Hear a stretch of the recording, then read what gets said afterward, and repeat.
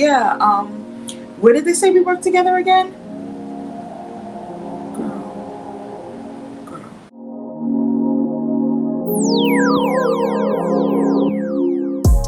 Hello everyone, welcome, Bienvenidos and Wahgwan. It's your girl Jovi here, and I'm back with another video. Thank you so much for tuning in today.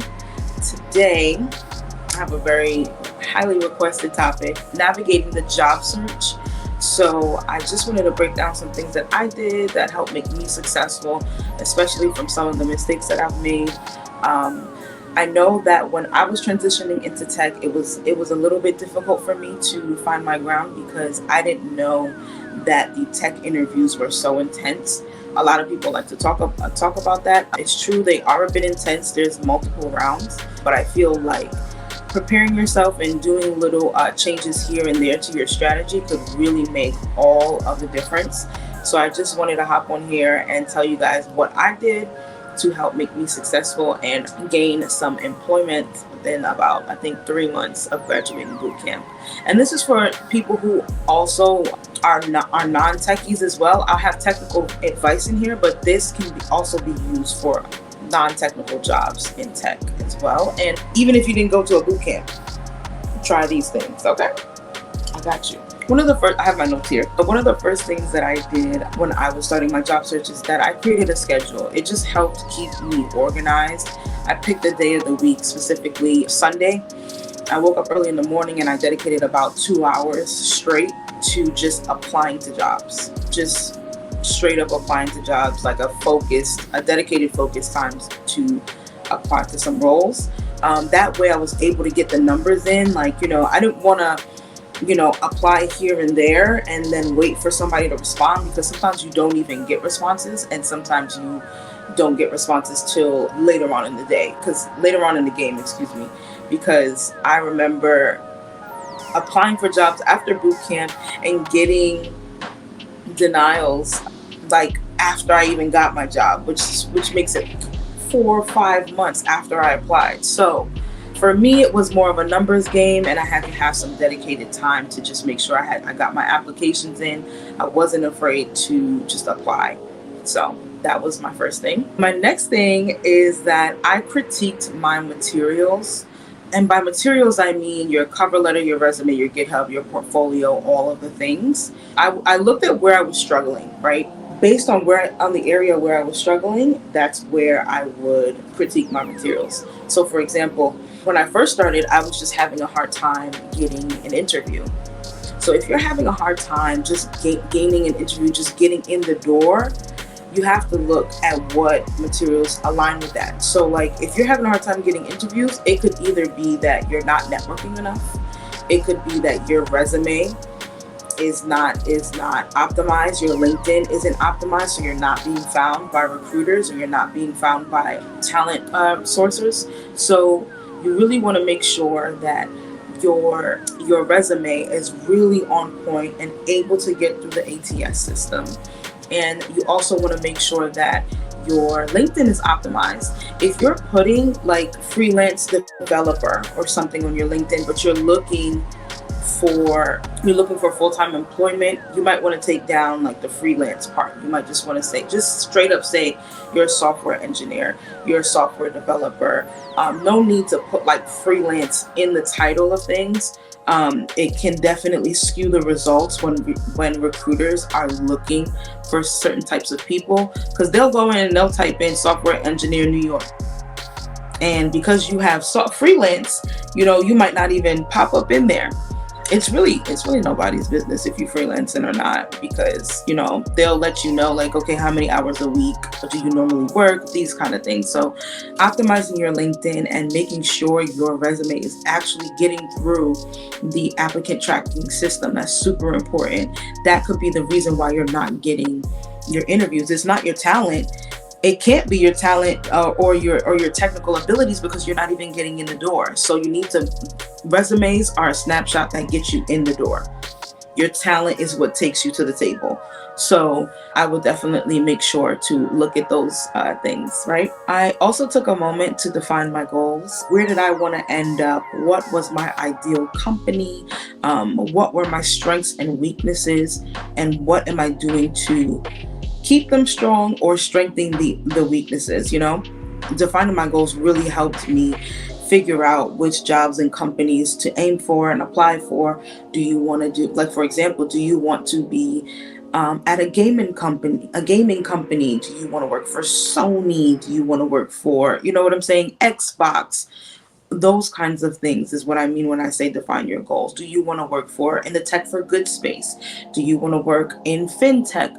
Defining those things will really help you tailor not only your elevator pitch, it will also help you speak to recruiters more clearly and succinctly, and they will be able to help you find the jobs that you are essentially looking for.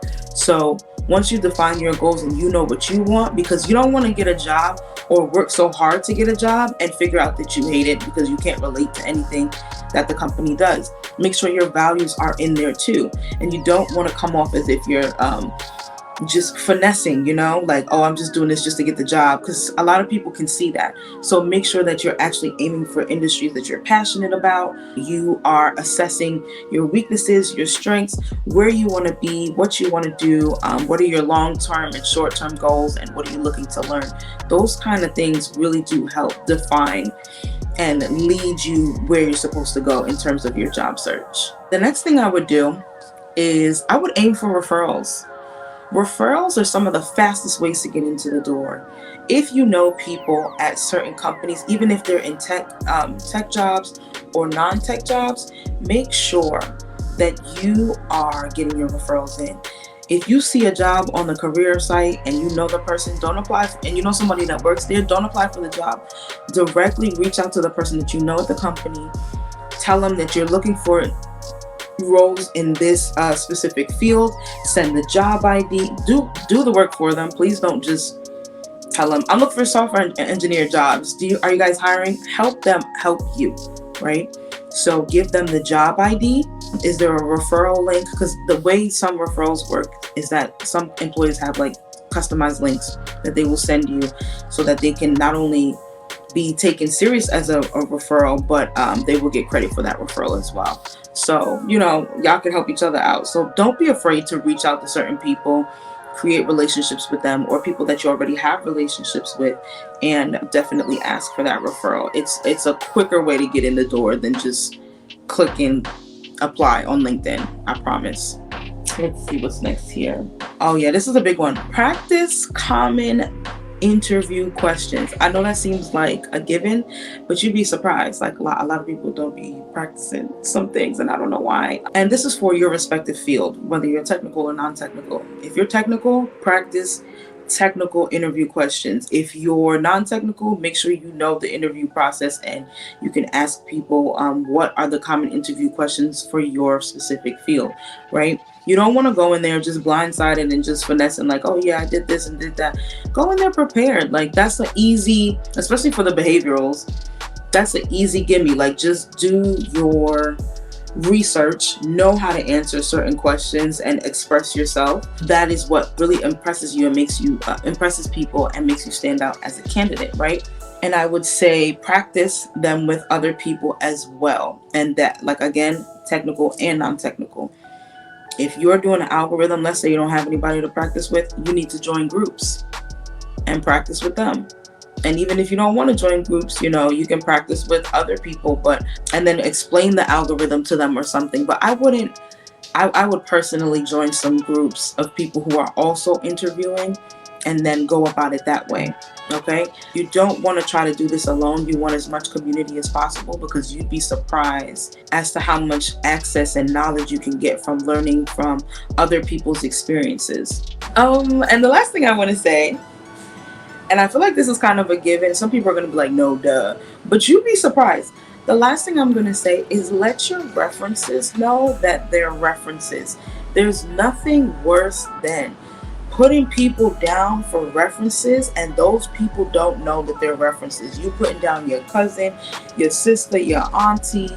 You putting down all these different people and they don't know that they're references, or your friend from college, you ain't spoke to them in 2 months, and now all of a sudden you're asking them for job references. Listen, please let your references know that they are references. Let them know the job you're applying for, the company, who may reach out to them, the names of the person they may reach out to. Because what happens is they'll get the phone call or the email and think it's spam, or won't pick up the phone call, and now they're looking at you crazy because your references won't even pick up the phone, or your references are surprised that they're even references. They're like, yeah, where did they say we worked together again? Girl, you don't want to do that. I don't love that for you. So make sure your references know that they're references. So those are my tips that I have.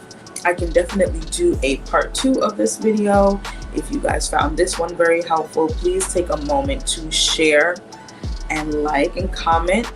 That really helps the algorithm. I'm really looking to grow this channel as much as I possibly can. And if you have any tips too that you'd like to add onto it, comment them below. I answer every single comment, so please feel free to go ahead and do so and ask any questions, okay? But until next time, I will see y'all later. Bye.